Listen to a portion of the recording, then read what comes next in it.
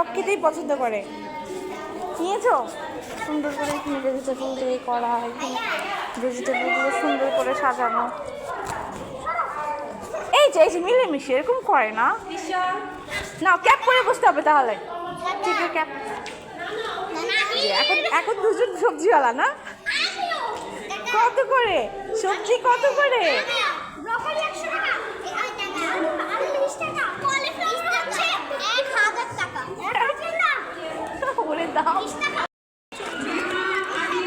আজকে ভেজিটেবল দিয়ে সবাই ভেজিটেবল নিয়ে আসছে, পরে আসছে।